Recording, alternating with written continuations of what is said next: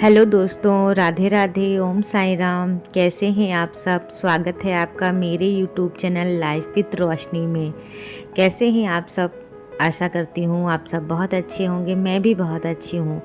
सावन में आने वाले इस पर्व नागपंचमी की आप सभी को ढेरों शुभकामनाएं। सावन आते ही जैसे त्योहारों की झड़ी लग जाती है। एक के बाद एक नॉन स्टॉप त्यौहार आते ही रहते हैं और त्योहारों के साथ साथ ढेरों सारी खुशियाँ, पकवान, नए नए कपड़े, गहने, मतलब एक साथ जाने कितनी अच्छी अच्छी चीज़ें हम लोगों के संग होती जाती हैं।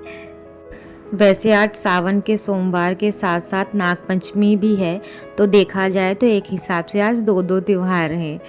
और यहाँ मैं आलता लगा रही हूँ। मैं कोई भी त्यौहार होता है या कोई भी पूजा पाठ होती है, जो विशेष पूजा पाठ हो, डेली में तो नहीं आलता लगा पाती हूँ, लेकिन अगर कोई विशेष पूजा पाठ है या कोई त्यौहार है तो मैं कोशिश करती हूँ कि मैं आलता ज़रूर लगाऊँ। तो यहाँ मैं आलता लगा रही थी। रोज़मर्रा की ज़िंदगी से जब हम थोड़ा सा अपना समय निकाल कर भगवान की शरण में आते हैं और जब हम भगवान की पूजा अर्चना करते हैं, तो वो पल इतना सुकून और शांति वाला होता है। मतलब उस वक्त तो हमें ऐसा लगता है कि हमारे मन में कोई उलझन ही नहीं बची है, कोई परेशानी ही नहीं बची है। ऐसा लगता है कि बस चारों तरफ बस शांति ही शांति है। मतलब ये सब बातें तो बस वही समझ सकता है ना, जो पूजा पाठ करता हो। जो लोग पूजा पाठ नहीं करते हैं या जिनको पूजा पाठ में इंटरेस्ट नहीं है, शायद उनको ये सब बातें बनावटी लग सकती हैं। तो फिलहाल उन लोगों के लिए ये बातें हैं भी नहीं। मैं उन लोगों से ऐसी बातें करती भी नहीं हूँ जिन लोगों को पूजा पाठ में इंटरेस्ट ना हो, क्योंकि वो सब उन लोगों को शायद ढोंग लगता है। तो यहाँ मैं कह रही थी कि जब हम भगवान को कुछ पल अपने दे देते हैं, उसके बदले में भगवान ना जाने हम लोगों के कितने कितने सारे पल ऐसे होते हैं जो बिगड़ने वाले हों और उनको वो संवार देते हैं। इसीलिए कहा जाता है कि भगवान से हमें केवल अपनी इच्छाएं नहीं मांगनी चाहिए, बल्कि भगवान से हमें अपने परिवार के लिए सुख, शांति, स्वास्थ्य और सद्बुद्धि की प्रार्थना करनी चाहिए। क्योंकि आज के इस कलयुग भरे जो जीवन है हम लोगों का, इस जीवन में इन सब की चीज़ों की ज़्यादा ज़रूरत है। और मनुष्य योनि में जीवन लिया है तो जाहिर सी बात है, माया मोह की ज़रूरत भी पड़ती है और करनी भी चाहिए, ऐसा नहीं है। लेकिन प्राथमिकता हमें देनी चाहिए अच्छे स्वास्थ्य की, सद्बुद्धि की और सुख और शांति की। रोज की पूजा करने के बाद मैं यहाँ नागपंचमी की पूजा कर रही हूँ। वैसे जैसे जिसके यहाँ पूजा होती है तो वो उसी हिसाब से ही पूजा करता है। अब आप लोगों के यहाँ कैसे पूजा होती है ये तो मुझे नहीं पता है, लेकिन मैं आज आप लोगों को दिखाऊंगी कि मेरे यहाँ पूजा कैसे होती है। हमारे यहाँ एक कागज़ पर 5 नाग बनाए जाते हैं, जिनको हम पहले तो ज़माने में मतलब मम्मी लोग बताती हैं कि कोयले से बनाते थे, लेकिन अब तो मैं स्केच से बना लेती हूँ क्योंकि कोयला मिलता भी नहीं है और मुझे स्केच ज़्यादा सही लगता है। तो स्केच से ही मैं नाग की जो 5 है रूपरेखा बना लेती हूँ और उसके बाद हम इनकी पूजा अर्चना करके, और हमारे यहाँ भोग लगता है चने का और गेहूं के दाने का भोग लगता है। उसे दूध में पकाया जाता है, फिर उससे भोग लगता है। आप लोगों के यहाँ नागपंचमी की पूजा कैसे होती है कमेंट में ज़रूर बताइएगा। पूजा करने के बाद फिर मैं यहाँ गौरा जी से सुहाग ले रही हूँ।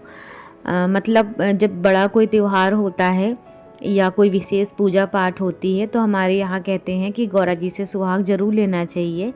इसीलिए मैं यहाँ आज गौरा जी से सुहाग ले रही हूँ।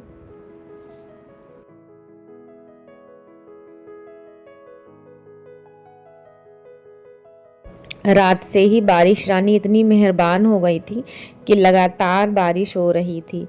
बारिश की वजह से आज बच्चे स्कूल भी नहीं जा पाए थे, क्योंकि वैन वाले भैया जो आते हैं बच्चों को लेने, वो आज आए ही नहीं थे।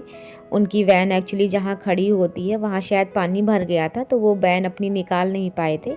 इस वजह से फिर उनका फ़ोन आया कि आज स्कूल नहीं जा पाएंगे बच्चे, क्योंकि मैं आ ही नहीं पाऊँगा। यहाँ मैं और मेरे हस्बैंड जा रहे थे मंदिर। बारिश इतनी ज़ोरों से हो रही थी कि हम लोगों ने फिर छाता ले लिया था और छाता लेके फिर हम लोग गए तो पास के ही मंदिर में थे, लेकिन बारिश इतनी ज़ोर हो रही थी कि भीग सकते थे। इस वजह से फिर हम लोगों ने छाता ले लिया था। और बच्चों की आप मस्ती देखिए, वैसे तो इन लोगों की नागपंचमी को छुट्टी होती नहीं है और आज बारिश की वजह से इन्हें बहाना मिल गया है। तो चिया की आप खुशी देख सकते हैं। मतलब ये तो मानी ही नहीं, और ये नहीं मानी तो शैंस भी नहीं माने, और दोनों ही बाहर निकल आए थे।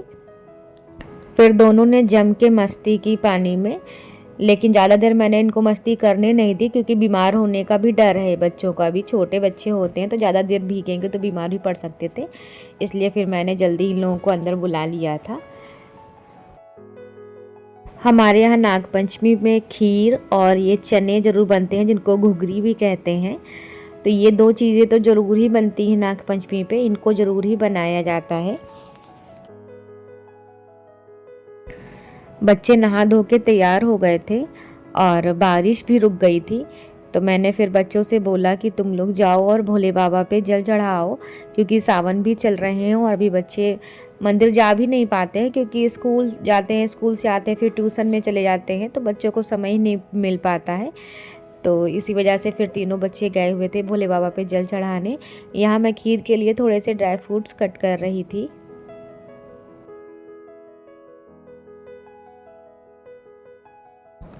वैसे ये भी कितनी अजीब चीज़ है ना कि त्योहार एक ही होता है, लेकिन उसके नाम अलग होते हैं, उसको मनाने का तरीका अलग होता है, उसमें बनाए जाने वाले पकवान व्यंजन ये सब अलग अलग हो जाते हैं।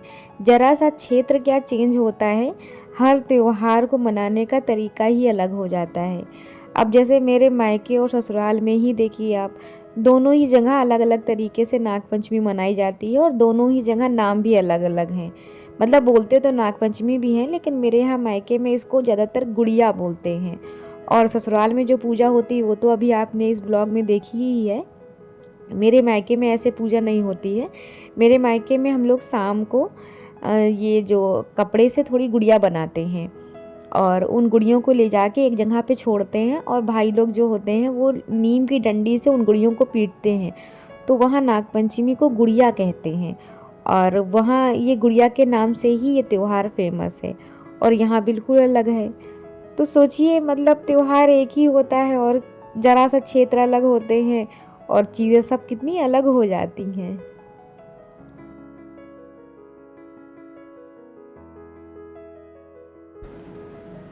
बेडशीट चेंज करके फिर मैं तकियों पे कवर चढ़ा रही हूँ।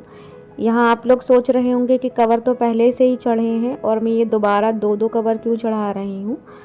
तो मैं हमेशा ही तकियों में दो ही कवर चढ़ाती हूँ, क्योंकि जब कभी हम लोग बालों में तेल लगाते हैं या बच्चों के बालों में तेल लगाते हैं, तो फिर अगर लेट गए तकियों पे सर रख के तो तकियाँ गंदी होने का डर ज़्यादा रहता है, और जब हम दो कवर लगाते हैं तो इससे हमारी तकियाँ साफ़ सुथरी बची रहती हैं।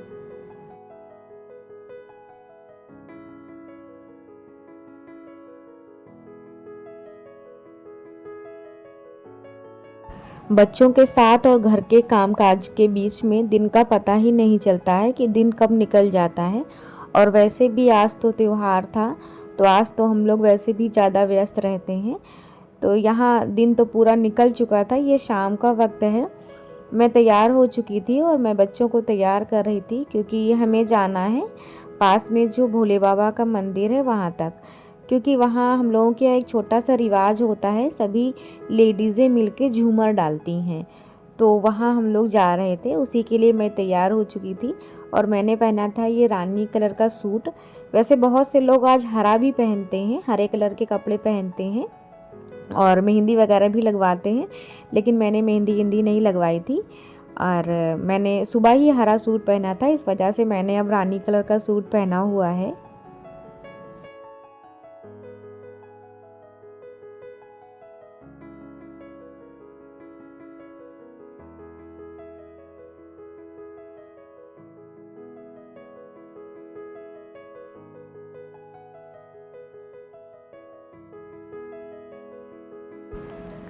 कल से मंदिर में रामायण भी बैठी थी, जिसका आज समापन हो गया था।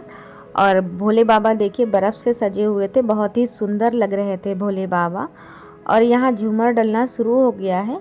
झूमर डलने के टाइम पर थोड़ा सा म्यूज़िक बजता है, और जो है लेडीज़ें यहाँ घूम घूम के एक दूसरे को तालियाँ करती हैं। इसी को झूमर डलना बोलते हैं। ये छोटा सा रिचुअल है जो हमारे यहाँ होता है।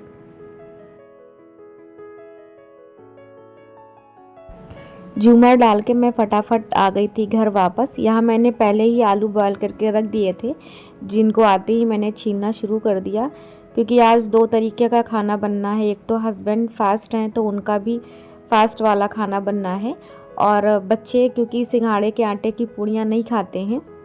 बड़ी बेटी तो खा लेती है, लेकिन दोनों जो छोटे बच्चे हैं उनको ये पूड़ियाँ काली दिखती हैं, इस वजह से उनके लिए आटे की पूड़ियाँ भी बनानी थी।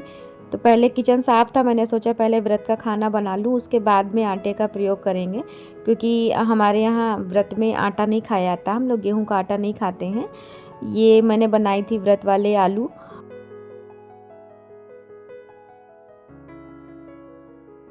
वैसे ऐसा नहीं है कि शंकर जी के व्रत में गेहूं का आटा नहीं खाते हैं। बहुत से लोगों से मैंने सुना है कि शंकर जी के व्रत में गेहूं का आटा खाना चाहिए, और एक टाइम बहुत से लोग खाते भी हैं। लेकिन हम लोग शुरू से ही सिंघाड़े का आटा ही खाते हैं शंकर जी के व्रत में, और मैं भी प्रदोष का व्रत जब रहती हूँ तो मैं भी सिंघाड़े का आटे का ही प्रयोग करती हूँ। तो हम लोगों ने कभी आटा का प्रयोग किया नहीं है, तो मन भी नहीं होता है। फिलहाल भक्ति भाव जो भी होता है वो अपने पे निर्भर होना चाहिए। हमारे जैसी इच्छा करे हम वैसे ही भगवान का भजन पूजन कर सकते हैं।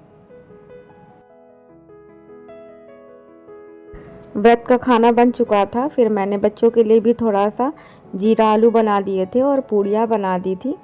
बच्चों का एक्चुअली थोड़ा सा पेट भर चुका था, क्योंकि अभी जब हम लोग मंदिर गए थे तो वहाँ पे चाटे के का स्टॉल लगा हुआ था, तो बच्चों ने वो भी थोड़ा बहुत खाया था। इस वजह से फिर मैंने हल्का ही खाना बनाया रात का, और मैंने वहाँ नहीं खाया था क्योंकि जो है बाहर का जो भी कुछ बनता है उसमें प्याज लहसुन का प्रयोग वैसे लोग करते हैं, और सावन का सोमवार था आज, तो मैं आज प्याज लहसुन नहीं खाती हूँ, इस वजह से मैंने बाहर तो नहीं खाया था। और आज का ब्लॉग आप लोगों को कैसा लगा है ज़रूर बताइएगा। अगर चैनल पर नए हैं तो चैनल को सब्सक्राइब करके बेल आइकन दबा दीजिएगा, जिससे मेरी नई वीडियोस जो भी आएंगी उनकी नोटिफिकेशन आप लोगों को मिलती रहेगी। Thank you, good night, Radhe Radhe, Om Sai Ram.